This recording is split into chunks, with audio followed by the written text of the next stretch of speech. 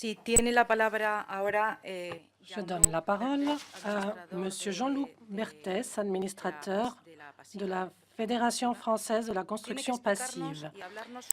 Monsieur Berthès nous parlera du rôle des mécanismes de régulation dans l'obtention de ce confort, sur l'apport des constructions à très basse Mesdames et consommation messieurs, énergétique. En 3 minutes, je laisserai de côté la question essentielle de l'énergie grise. Il faut quand même savoir que c'est celle qui est contenue dans le bâtiment à sa livraison et qu'elle peut représenter 50 ans de consommation du bâtiment une fois occupé. C'est énorme. Je me concentrerai sur le bâtiment existant et occupé. Et relativement à la question qui m'est posée, je dirais que dans son énoncé même, la contrainte d'efficience énergétique du bâtiment explicite son apport majeur. Et c'est, comme ça a été indiqué il y a quelques instants par la personne qui introduisait cette table ronde, c'est l'obligation de résultat. Effectivement, c'est essentiel. C'est une obligation radicalement nouvelle, c'est une obligation même carrément décapante, il faut bien le dire, dans un pays qui privilégie culturellement l'obligation de moyens, et celle-là n'est pas très contraignante. L'obligation de résultat exige que tout soit anticipé, calculé, dessiné, mesuré, vérifié, justifié. C'est une obligation qui exige rigueur et précision. C'est une obligation tellement décapante qu'encore aujourd'hui, chacun s'ingénie à s'en affranchir et que même le référentiel réglementaire, la RT 2012, entre les lignes incite à s'en affranchir un peu. Mais sans validation réelle, fiable et opposable, effectuée sur des critères objectifs, mesurables et vérifiables, une obligation de résultat n'est qu'un espoir ou une promesse, rien de plus. La véritable obligation de résultat induit donc une obligation contractualisée de mesure des résultats, sous le contrôle de tiers indépendants pour en garantir la fiabilité. C'est ce qui nous a été indiqué aussi en introduction. Cette obligation de mesure en induit à son tour deux autres également essentielles. D'abord, se référer à une ou des grandeurs effectivement mesurables. Ensuite, quantifier ces grandeurs au moyen d'unités fiables, stables et significatives. Sinon, c'est un coup d'épée dans l'eau. Première conséquence de cette obligation de résultat, l'élimination de la non-qualité.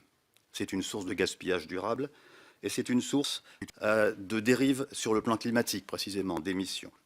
En effet, la très haute efficience énergétique du bâtiment est techniquement incompatible avec la non-qualité. On n'y arrive pas si on n'élimine pas la non-qualité.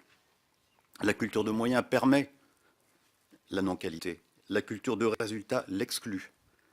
Mais par contraste, elle en extériorise le coût, et c'est ça qui est intéressant. En effet, c'est l'origine d'un mythe tenace, encore vivace aujourd'hui.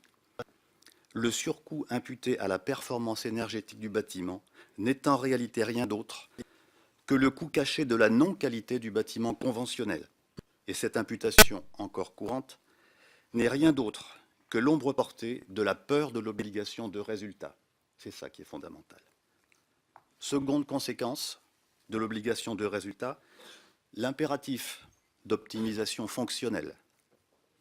Concevoir en fonction des résultats à atteindre et pas d'autre chose. Des résultats qui devront donc être vérifiés, des résultats qui doivent certes constituer une réponse pertinente à l'enjeu climatique, mais pas que, comme on dit aujourd'hui. Avant d'habiter la planète, en effet, un bâtiment est habité par des humains.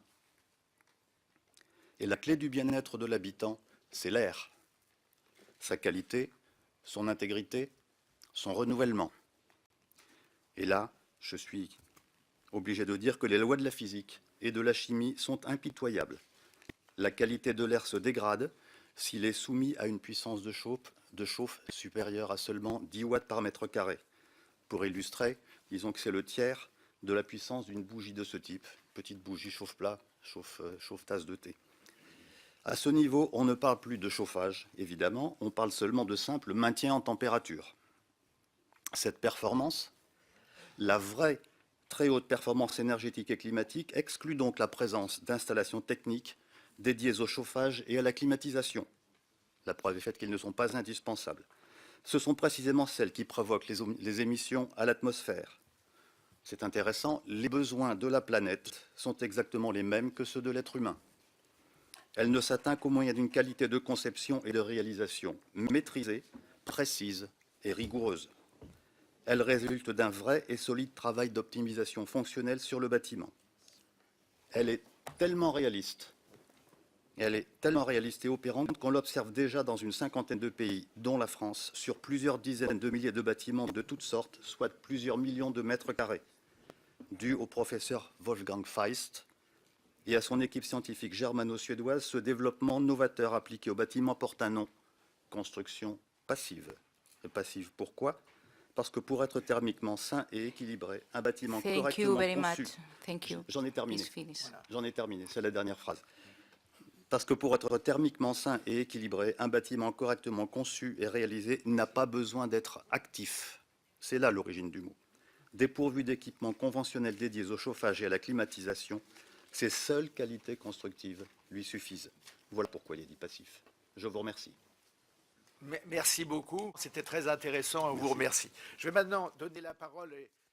Le représentant de la Fédération française de la construction passive a repris la parole au cours des débats.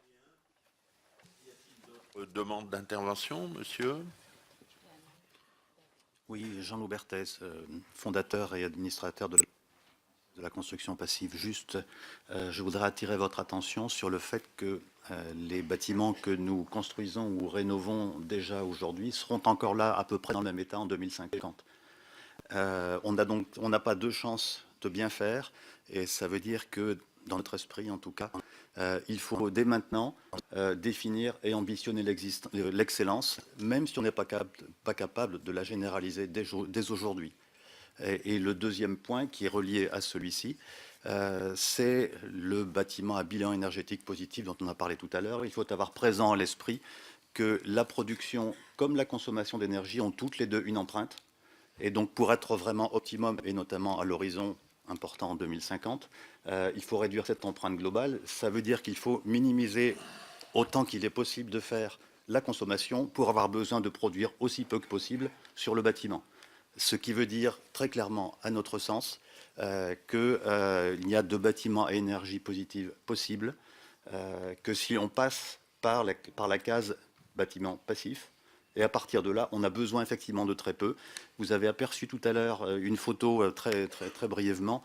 Ça montrait 4 logements passifs, récents, actuels, dont les résultats sont vérifiés et pas seulement calculés, vérifiés par l'expérience. Ils se contentent non pas du tiers de ça, mais du 10e de ça. Et le retour d'expérience des habitants, c'est extraordinaire. Je ne retournerai jamais dans un bâtiment conventionnel. Je vous remercie.